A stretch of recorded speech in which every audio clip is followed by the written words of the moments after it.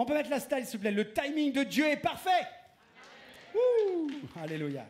Le timing de Dieu est parfait. Ce matin, je veux mettre une nouvelle pierre à l'édifice sur notre série de la rentrée qu'on va bientôt clôturer. Mais voilà, et en parlant de providence ce matin, je veux rappeler que parler de providence signifie reconnaître l'action et la bienveillance de Dieu. Là où d'autres voient l'effet du hasard, j'aimerais aujourd'hui associer la providence avec le timing de Dieu. Le timing de Dieu, il est parfait pour nos vies. Amen. Le timing de Dieu dans la providence élève aussi la souveraineté de Dieu. Dieu au contrôle de tout. La souveraineté de Dieu dans les temps et les événements. La Bible déclare, nous savons que toute chose contribue au bien de ceux qui aiment Dieu.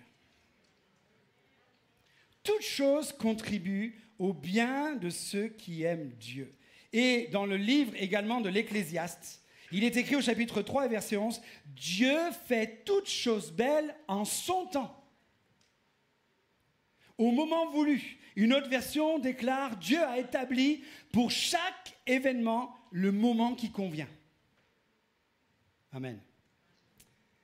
Dieu nous fait découvrir la beauté de son plan au moment qu'il convient pour nous permettre d'être ébahis par son action, son timing, sa souveraineté. C'est-à-dire combien il est, mais aussi combien il était et combien il sera encore au contrôle du début à la fin. Et ce matin, je vais prendre 3 exemples dans la parole de Dieu. On va plutôt commenter ces exemples et pour certains, comme Marité, 75 ans de conversion, il y a des exemples de la parole qu'on va prendre ce matin. Peut-être ça fait 100 fois que tu les entends, Marité, mais avec le miracle de la parole de Dieu, c'est que si c'est la 100e fois que tu entends ça ce matin, Dieu peut produire quelque chose comme si c'était la première fois que tu l'entendais. Et puis aussi de partager cette connaissance de la parole et de l'actualiser à notre vie me donne le désir d'assoiffer vos cœurs, d'amour de la parole, pour lire la parole, pour la comprendre et pour la vivre. Alléluia. Et le premier exemple que j'aimerais qu'on voit dans la providence de Dieu et le timing de Dieu qui est parfait, c'est à travers Joseph qui a été premier ministre en Égypte. On parle de Joseph, fils de Jacob. Et nous voyons là ensemble, dans le timing de Dieu, la providence de Dieu pour toute sa famille. Quel est le contexte de la vie de Joseph? Il a environ 38, 39 ans à ce moment-là. Il a 37 ans lorsqu'il devient Premier ministre, pas 37 ans. Il a 30 ans lorsqu'il devient Premier ministre en Égypte. Et dans son adolescence, Joseph reçoit des songes de la part de Dieu. Il raconte cela à ses frères. Il a un songe et il dit, voilà, j'étais comme une gerbe de blé qui s'élevait au-dessus de vous, qui était aussi une gerbe de blé. Mais moi, cette gerbe de blé que j'étais était plus grande que la vôtre, et vous, les autres gerbes, vous vous prosterniez devant moi. Et au lieu d'essayer de comprendre la signification du songe, la Bible déclare que ses frères lui répondent, « Tu prétends quoi? Régner sur nous et dominer sur nous comme un roi ?» Ils le détestèrent pour cela. Super, sympa. Des fois, il vaut mieux quand vous recevez un rêve de Dieu, gardez-le pour vous. Jusqu'à son accomplissement. Et puis, Joseph a un autre rêve qu'il vient encore déclarer, où il dit, c'est son père qui vient déclarer cette interprétation en disant, voilà, qu'est-ce que tu veux dire par là, que nous, moi-même, ta mère, tes frères, nous allons nous prosterner devant toi? C'était la signification du deuxième rêve que Joseph avait. Et il est dit là que ses frères, en entendant cela, le haïrent encore davantage. On est passé à une gamme de détester à haïr. Tandis que Jacob garda toutes ces choses dans son cœur. Et ses frères étaient tellement jaloux, l'ont tellement haï qu'à 17 ans, une occasion, quand Joseph a eu 17 ans, une occasion s'est présentée pour le faire mourir. C'est allé loin quand même, hein. La jalousie, le fait de le détester, de le haïr. Certains ont voulu le faire mourir. Et puis les plus matures, là, les plus anciens de la fratrie, ont dit, non, écoutez, ne le faisons pas mourir quand même. Tenez, voilà, il y a là un petit convoi de ceux qui vont vendre en Égypte. Vendons-le comme esclave. Et Joseph, à 17 ans, a été vendu comme esclave et parti en Égypte. Et les 13 ans que Joseph a vécu jusqu'à ses 30 ans ont été de Pentecôte. De Pentecôte.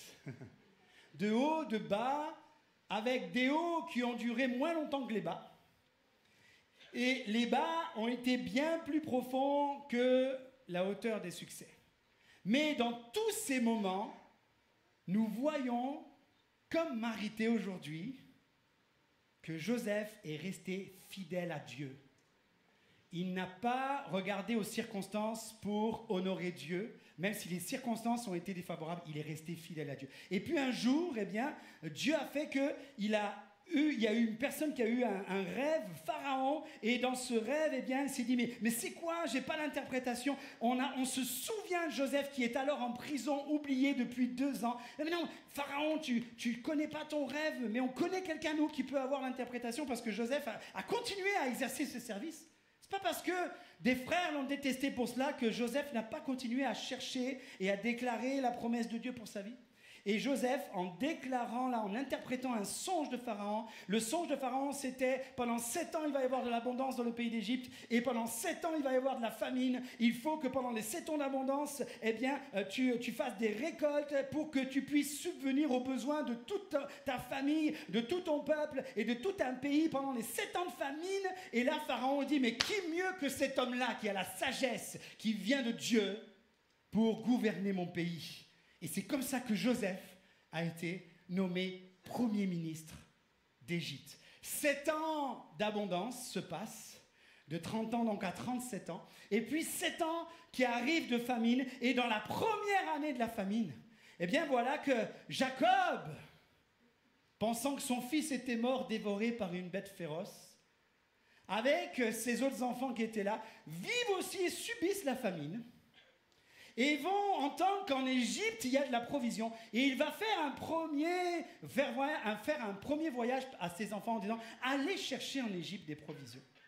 Et c'est là que les frères arrivent et que Joseph les accueille. Joseph est bouleversé. Il ne se fait pas reconnaître à ce moment-là. Il demande des nouvelles, etc., etc. Je passe les détails. Les frères repartent. Et l'année d'après, les provisions manquent encore. Ils reviennent en Égypte. Et c'est lors de ce deuxième voyage que Joseph va se faire connaître à ses frères.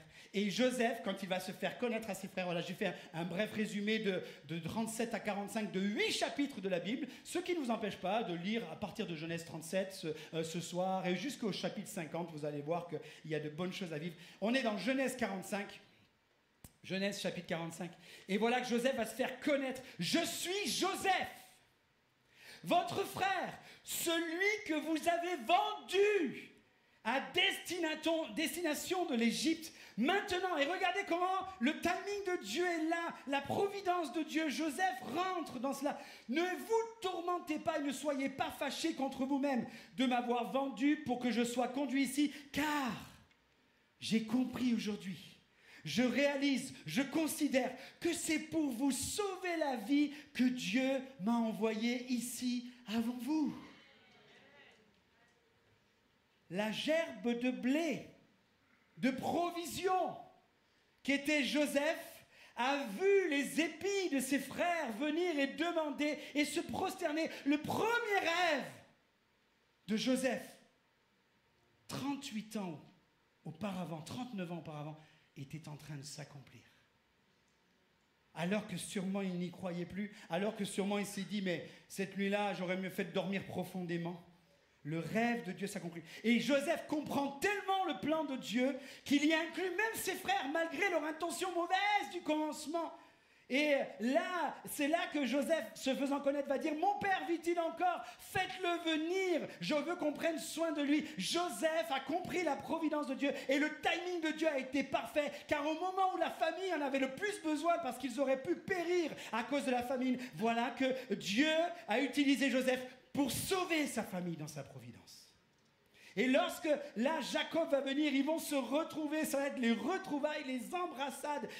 Mais quand même, Joseph étant premier ministre, il devait accomplir un témoignage. Eh bien, au moment même s'il y a eu les retrouvailles, Jacob, le père, ainsi que tous les autres frères, se sont prosternés devant le premier ministre. Deuxième rêve qui s'accomplit.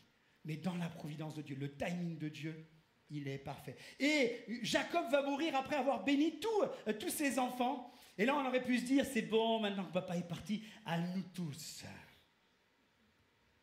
Quand tu es dans la providence de Dieu, que tu comprends le plan de Dieu, eh bien, tu honores Dieu jusqu'au bout et tu honores les tiens aussi. Joseph, Genèse chapitre 50, dira à ses frères, « Hé, vous aviez projeté de me faire du mal, Dieu l'a changé en bien pour accomplir ce qui arrive aujourd'hui, pour sauver la vie à un peuple nombreux. » Et là, quand il parle du peuple nombreux, il parle de toute sa descendance. Désormais, n'ayez donc plus peur, je pourvoirai à vos besoins et à ceux de vos enfants. C'est ainsi qu'il les réconforta en parlant à leur cœur. Amen. Quand tu comprends le plan de Dieu, quand tu considères le plan de Dieu, eh bien, ce qui se passe aujourd'hui, et quand tu sais ce qui va se passer demain, te fait oublier toutes les mauvaises choses. J'ai noté pour nous ceci ce matin. Dieu voit le meilleur de notre avenir lorsque nous sommes aveuglés par le pire dans notre présent. Dieu voit le meilleur de notre avenir lorsque nous sommes aveuglés par le pire dans notre présent. Mais quand tu connais l'avenir de Dieu, moi, bien aimé, je ne veux pas trop rappeler mon témoignage, mais j'avais un rêve. J'avais reçu un rêve de Dieu, qu'un jour je le servirais en tant que pasteur. J'ai partagé un jour, j'ai cru que c'était la providence de Dieu. Des événements précis m'ont poussé à parler de mon appel à un pasteur. Précis. Jusqu'à la confirmation ultime. Même ma femme qui m'a dit à ce moment-là, vas-y. Donc moi, comme j'ai toujours le dernier mot à la maison, oui chérie, j'y suis allé. Dieu avait tout prévu, montré dans notre cœur qu'il fallait parler de notre appel. Et lorsque je vais parler de mon appel, au pasteur qui était le mien à l'époque, on m'a dit, tu n'as pas d'appel.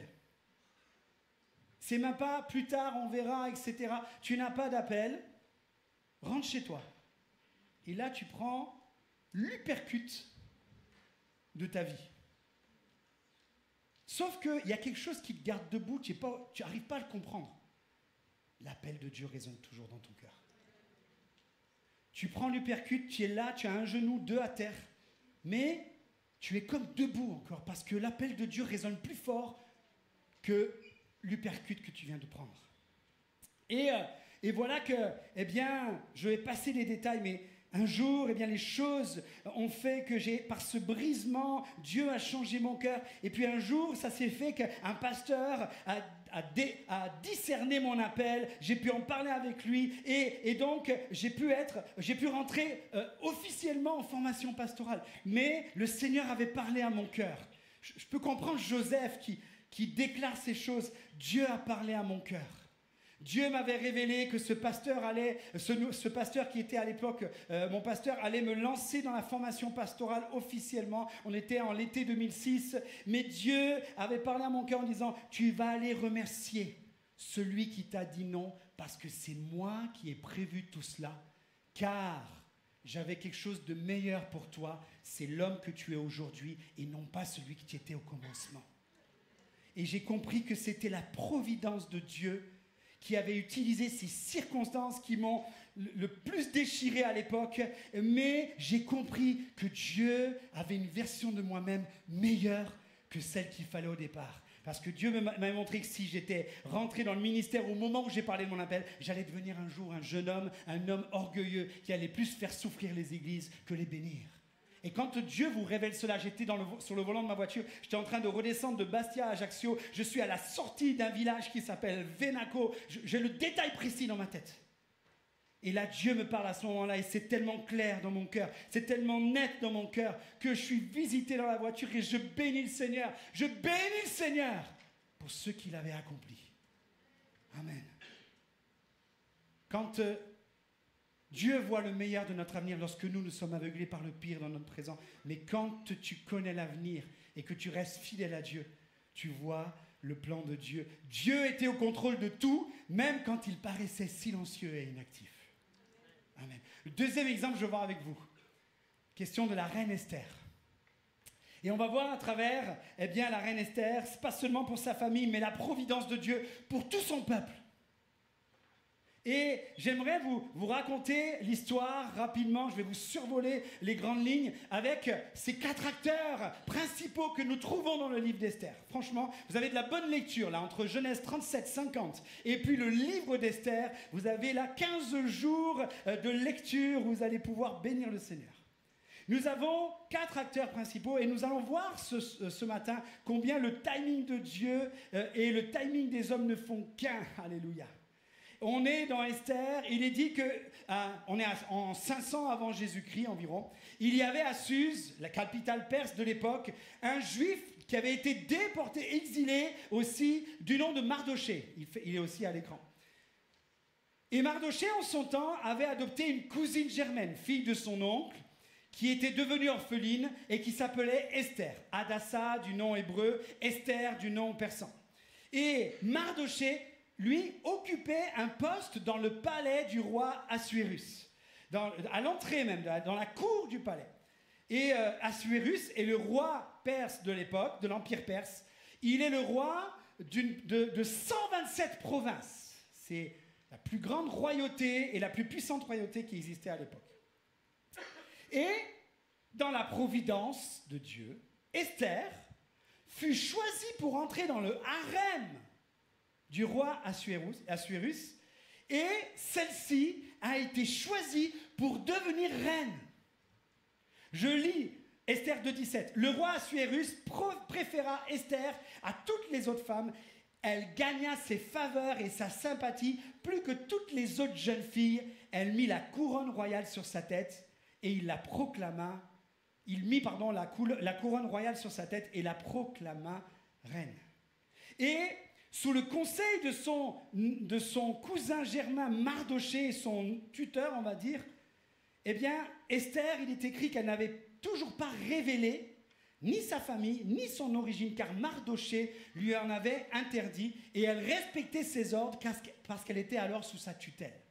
Vous voyez, il y a des choses qui se passent. Ce n'était pas le moment, tout simplement. Mais Esther, quand même, a eu la disposition de cœur pour mettre en pratique cela. Elle aurait pu se dire, attends, je suis la reine maintenant. Je suis la reine. C'est plus toi qui vas me dire ce que je dois faire. Non, Esther est restée dans l'humilité. Elle a écouté les conseils. Peut-être elle n'a pas tout compris, mais elle s'est accompli cela. Et je crois qu'aussi, il est bon dans la providence de Dieu, de discerner le temps de parler ou de se taire. Et de rester humble. Esther devient reine, Mardochée continue son travail, et puis, dans la cour du roi, il comprend qu'un complot est en train de se monter contre le roi Assuérus. Il est dit qu'un jour où Mardochée exerçait ses fonctions à la porte du palais, il fut informé d'un complot d'assassinat contre le roi et va le révéler à la reine Esther, qui est toujours sa cousine germaine.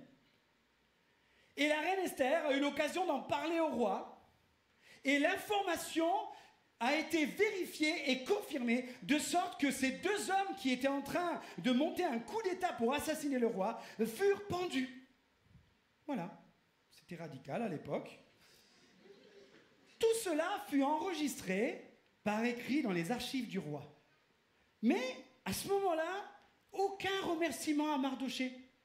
Même pas un petit point de gratitude. Merci Mardochée de m'avoir sauvé la vie et tout ça. Non, ça a été écrit dans les archives. On ne sait même pas si le roi, si l'information est montée jusqu'au roi. Elle a été enrayée avant.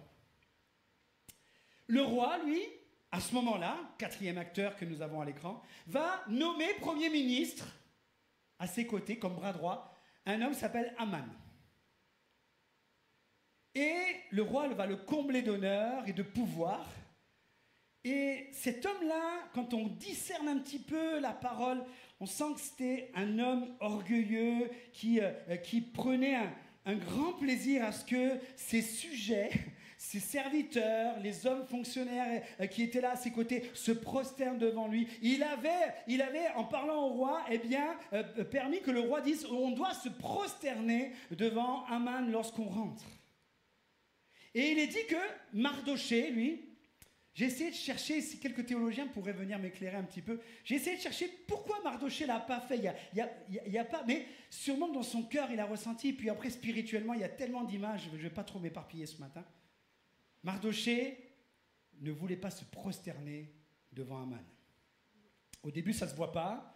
Et puis à un moment donné, certains, vous savez, quand il y a peut-être une place à convoiter, certains, pour essayer d'avoir la place, vont venir dire aux autres, vous avez vu, il ne fait pas ce qu'il faut faire. Et c'est arrivé aux oreilles d'Aman, qui a peut-être pas vu que Mardochée se prosternait pas, tellement qu'il devait y avoir de monde. Mais on lui a dit, tu sais, Aman, il y a un gars là, Mardochée, en plus c'est un juif. Il y a tout un peuple là, ils ont été exilés, mais tu vois, ils se prosternent pas. Et Mardochée le voit. Et là, ça lui plaît pas. Ça lui plaît pas. Et qu'est-ce qu'il fait? Il va commencer, au lieu de s'en prendre que à Mardochée, il aurait pu. Il avait un pouvoir quand même. Il a fait décréter par le roi Assuérus. Il a fait écrire un édit royal. Et vous savez, on dit toujours, c'est la loi des Mèdes et des Perses, c'est-à-dire qu'un édit royal ne pouvait pas être révoqué. La sentence est irrévocable. Pas beaucoup de fans de Koh-Lanta, mais c'est pas grave. Et donc, voilà que lui, le décret royal, c'est de assassiner tous les Juifs qui habitent dans les 127 provinces. C'est un truc de fou. Au lieu de s'en prendre juste à un homme, l'orgueil d'Aman, il était tellement fort, tellement imbu de sa personne, il a réussi à convaincre le roi de faire un génocide de tous les Juifs dans les 127 provinces. Et là, la nouvelle arrive à Mardochée. Mais Esther, qui n'avait pas encore donné son origine au roi, est aussi juive. Et Mardochée va voir Esther en lui disant, voilà ce qui se passe, il faut faire quelque chose, il faut que tu parles au roi, il faut que tu arrives à lui faire changer d'avis, à lancer un autre décret, un autre édit royal, etc. Et Esther, là, qui est confuse au départ, voilà, ne sait pas trop, est-ce qu'elle va pouvoir, parce que c'était très compliqué pour atteindre aussi le roi. Voilà la providence, je trouve là. Esther 4,14, Mardochée lui dit, et qui sait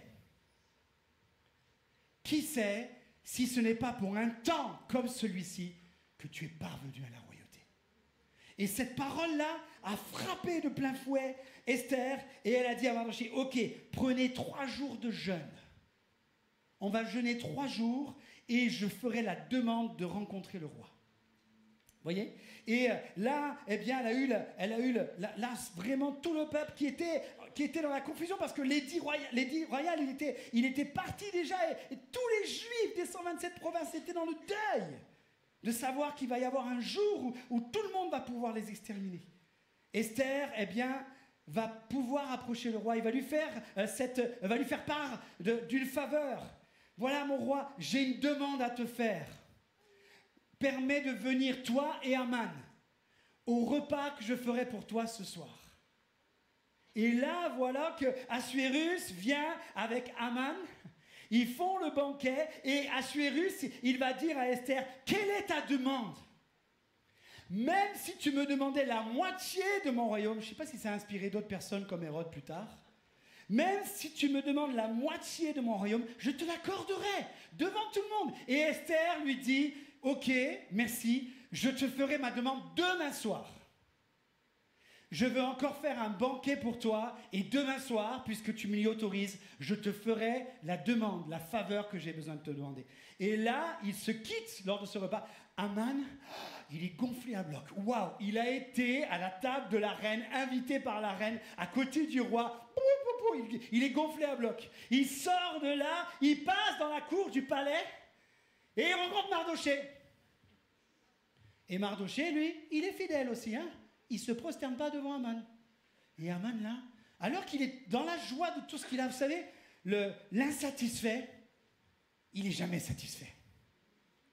Il faudra toujours plus. Et Aman, au lieu d'être satisfait d'avoir mangé à la table du roi, etc., avec la reine et tout, il rentre gonflé, il est là, il voit que Mardoché, et là il rentre chez lui, là, et il dit, il faut que je fasse tuer Mardoché. Et donc, sous le conseil de sa femme et de ceux qui sont avec lui, mais ils disent, mais Mardoché, c'est personne, tu es Premier ministre. Demain, va voir le roi, demain matin, et demande-lui, eh bien, de pendre Mardoché. Demain matin. Dans la nuit, entre le repas de la reine Esther et le lendemain matin, le roi, il a une insomnie. Et qu'est-ce qu'il fait quand il a une insomnie, le roi, ce jour-là? Il va lire les annales, les archives. Le titre de mon message, c'est « Le timing parfait de Dieu ». Vous êtes toujours là?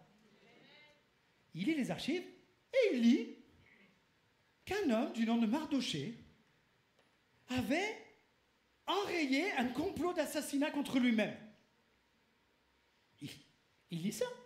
Et le matin, il se lève là, il va voir un de ses serviteurs qui est dans sa maison, il dit « Hé, quel remerciement a eu Mardoché pour cet acte de bienveillance qu'il a fait envers moi? Il m'a sauvé la vie quand même. » On est 5 ans plus tard. On est 5 ans plus tard, ce complot enrayé. Quelle marque d'honneur et de grandeur a-t-on accordé à Mardoché pour cela? Et là, eh bien, absolument rien, on lui répond. Et là, on entend qu'il y a quelqu'un qui entre dans le palais. Le roi Assuérus dit, qui rentre dans le palais? C'est Aman, ton premier ministre. Ok, faites-le venir. Aman, qu'est-ce qu'il vient faire là, ce matin-là? Il vient pour dire au roi Assuérus, je viens de préparer la potence pour pendre un homme du nom de Mardoché. Vous êtes OK? Assuérus demande qui arrive dans la cour du palais. Aman, appelez-le, faites-le venir. Et là, c'est pas Aman tout qui pouvait être. C'est pas lui qui parle en premier, c'est le roi. Et le roi lui dit, dès qu'Aman fut rentré, mais c'est incroyable. Le roi lui demanda, comment, Aman, faut-il traiter un homme que le roi veut honorer? Et Aman se dit en lui-même, qu'un autre que moi, à part moi, notre pasteur, au début de notre conversion, il disait, attention au moi égale malheureux, orgueilleux, insensé. Il avait bien raison. Qui d'autre, à part moi, le roi, voulait-il honorer? Du coup, il s'est déjà vu, flashback. Il s'est déjà vu, pas flashback, mais flash devant. Flash Gordon, pour les plus anciens. Et là, il a décrit la scène. Vous savez, cette scène qui te fait rêver. Vous savez, quand le coyote, il a faim, de quoi il rêve? Il rêve de bibip rôti pour manger. Et bien là, Aman, qu'est-ce qu'il a fait quand il a vu qu'il pouvait être honoré? Wouh, il s'est vu. Et voilà, Aman.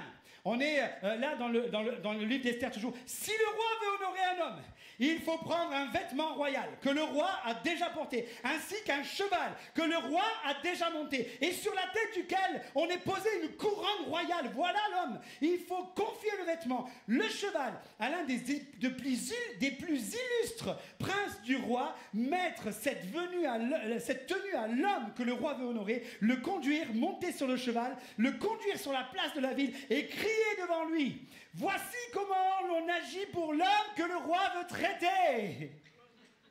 Le roi dit à Aman, dépêche-toi de prendre le vêtement, le cheval, tiens, voici ma couronne, et fais comme tu as dit, et honore toi-même Mardoché le juif.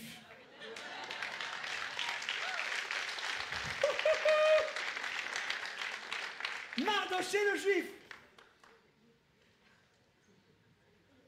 Seigneur, j'ai hâte d'être dans le ciel pour voir les vidéos des histoires de la Bible. Je veux trop voir la tête d'Aman. Je veux trop le voir. Honorer Mardoché. Honorer Mardoché. Il est peut-être passé devant la potence qu'il avait été en train de lever pour pendre Mardoché. Il rentre. C'est pas écrit dans la Bible, mais moi je le rajoute. Il est rentré chez lui. Il s'est mis dans un trou de souris. Et quand il raconte à sa femme, comme la veille, parce que c'est elle qui lui a conseillé d'aller voir le roi pour tuer Mardoché. Quand il rentre et qu'il raconte ce qui vient de se passer, sa femme lui dit, très encourageante, « Tu es mort. » vu comment ça se passe dans la providence, tu es mort.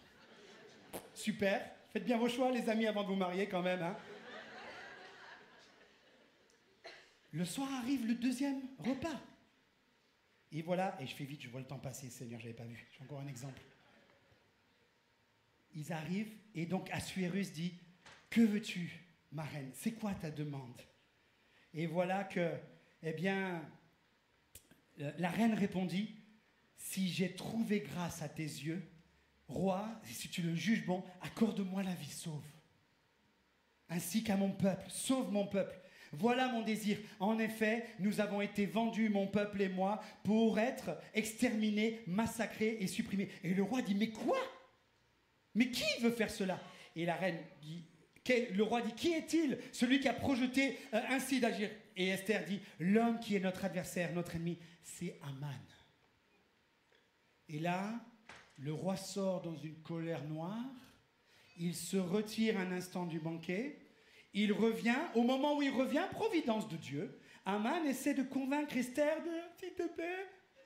Et puis là, il est en train de la bousculer, de la prendre, et le roi, il vient, il croit que, eh bien, Aman, il veut avoir une liaison avec sa femme. Il devient furax. Et là, tu as toujours quelqu'un dans la cour qui vient, tu as toujours quelqu'un qui t'aime pas quelque part. Faites attention à ça. Il y en a un qui dit, hé, roi, la potence en bas, c'est celle que Aman a élevée pour Mardoché, celui que tu as honoré ce matin. Et là, eh bien, Assuérus a dit que ce soit Aman qui soit pendu à la place de Mardoché. La providence de Dieu, le timing parfait de Dieu, les amis, le temps était venu. Amen. Regardez, quand notre temps est dans le temps de Dieu, la solution arrive au bon moment, car avec Dieu, elle existait déjà avant que le problème n'existe. Alléluia. Dieu n'est jamais en retard. Amen. Avec l'épreuve, il nous donne aussi le moyen d'en sortir. Et j'ai envie de nous encourager ce matin. Ne soyons ni en avance, ni en retard du timing de Dieu. N'anticipons rien par nous-mêmes et demeurons fidèles. Demeurons fidèles. Alléluia. Amen. Allez, je termine rapidement. Les musiciens montés, comme ça va me faire terminer ou ça va me disposer à continuer un peu plus longtemps, je ne sais pas. On parle d'une famille, on parle d'un peuple. Et je vais terminer avec cet exemple de l'évangéliste Philippe, avec un ministre, le ministre éthiopien, et nous allons voir la providence de Dieu pour le salut d'une âme. D'une âme. Oui, soyons au bénéfice de la providence de Dieu pour nos vies, mais soyons aussi au bénéfice de la vie des autres dans la providence de Dieu pour eux. Alléluia. Nous lisons dans Actes chapitre 8, verset 5, « Philippe descendit dans la ville de Samarie et y prêcha le Christ. Les foules entières étaient attentives à ce que disait Philippe lorsqu'elles apprirent et virent les signes miraculeux qui l'accompagnaient. Tout fonctionne pour Philippe. Il prêche la parole de Dieu, il fait des appels, il y a des prodiges, il y a des miracles, il y a des gens qui viennent, qui s'approchent, qui répondent à l'appel, qui vont à la découverte du baptême, qui veulent se faire baptiser, etc., etc. Merci Seigneur pour toute cette grande abondance. Et j'ai envie de dire aujourd'hui, merci Seigneur pour cette belle abondance que nous vivons au sein de notre Église. À la gloire de Dieu. Il vient un réveil dans sa ville où il est prédicateur, des foules entières l'écoutent, une multitude sont touchées. Mais Dieu va l'utiliser aussi pour une mission bien spéciale que voici dans le verset 26 du livre des Actes, chapitre 8. Un ange du Seigneur s'adressa à Philippe en disant « Lève-toi et va en direction du sud sur le chemin qui descend de Jérusalem à Gaza, celui qui est désert. » En fait, il faut juste qu'on comprenne que lorsqu'il y a des descriptions comme ça et précisions dans la parole de Dieu, en fait, c'est logique. Allez, je vous donne un exemple. C'est comme si on disait là, je me sens bien comme ça, monte vers le Revest et prends le chemin de Luba, celui où le soleil n'apparaît que au mois de juillet et d'août, celui qui est glissant, celui qui est là, et ce chemin de Luba va par là-bas. Vous voyez, on sait, ok, le chemin de Luba, il peut faire une certaine distance, mais c'est comme ça. Et donc, qu'est-ce qui se passe? Verset 27, Philippe se leva et partit. Une autre version dira, il se leva immédiatement et se mit en route. On pourra noter qu'une obéissance immédiate est un facteur principal pour le timing de la providence de Dieu. Alléluia. Et regardez pourquoi c'était important de ne pas remettre à demain cet appel. Il se leva de suite, Philippe, il y va. Et sur ce chemin désert entre Jérusalem et Gaza, il est dit qu'il y a un Éthiopien, haut fonctionnaire de la reine d'Éthiopie, qui était venu à Jérusalem pour adorer Dieu, et il était en train de repartir. Il était en train de repartir. Et voilà que sur ce chemin, eh bien, Philippe voit ce char, et Dieu, il retournait chez lui. Et c'est à ce moment précis où Philippe arrive sur ce chemin, et il est dit que ce ministre retournait chez lui, assis sur son char. Il était en train, à ce moment précis, de lire ou de se faire lire à haute voix une portion du prophète Ésaïe qui disait, voilà, qui parlait. Et le Saint-Esprit dit à Philippe, à ce moment-là, va rejoindre ce char. Philippe s'en approcha en courant et l'Éthiopien, et entendit l'Éthiopien qui lisait le livre du prophète Ésaïe, et il lui demanda, hé, comprends-tu ce que tu lis? L'homme répondit, comment pourrais-je le comprendre si personne ne m'éclaire? Et tiens, il se dit, peut-être que lui, il comprend quelque chose. Il va l'inviter à monter avec lui sur le char et à s'asseoir à côté de lui. Le passage que l'Éthiopien était en train de lire était un passage prophétique de la venue et l'œuvre de Jésus. Et regardez, Philippe prit alors la parole et, en parlant de ce passage de l'Écriture, il annonça la bonne nouvelle de Jésus. Ils continuèrent leur chemin ensemble, arrivèrent à un endroit où il y avait de l'eau. Le fonctionnaire dit alors, voici de l'eau, qu'est-ce qui empêche que je sois baptisé? Vous avez compris là que la discussion, elle a été assez loin quand même. Combien ça fait qu'ils discutent ensemble, on ne sait pas. Mais elle suffit, ils ont assez discuté pour que le ministre comprenne que Jésus, eh bien, était venu son œuvre et que, eh bien, il pouvait prendre le baptême. Qu'est-ce qui empêche que je sois baptisé? Si tu crois de tout ton cœur, tu peux être baptisé. L'homme répondit, je crois, ça c'est pas quelque chose qu'il a entendu, c'est une conviction personnelle à ce moment-là. Je crois que Jésus est le Fils de Dieu, un Éthiopien, les amis. Il fit arrêter le char, Philippe descendit avec lui dans l'eau et le baptisa. Les amis, la providence de Dieu a été au bénéfice de cet homme, ministre, mais il a fallu qu'un autre homme, croyant, réponde aussi à cet appel.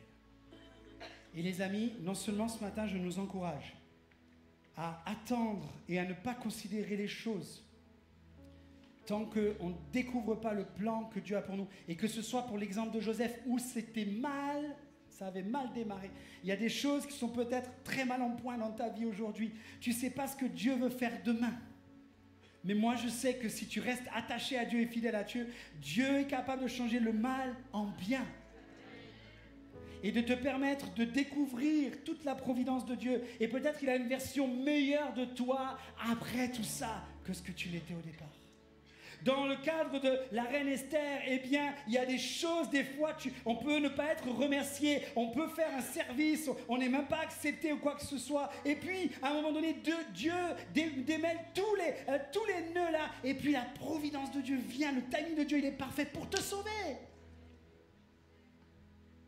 Et puis, le Seigneur peut nous utiliser pour les autres. Pour les autres. Les amis, je le relance ce matin. Avec tous les nouveaux qui viennent, qui s'approchent, les jeunes, les moins jeunes. Lis ta parole.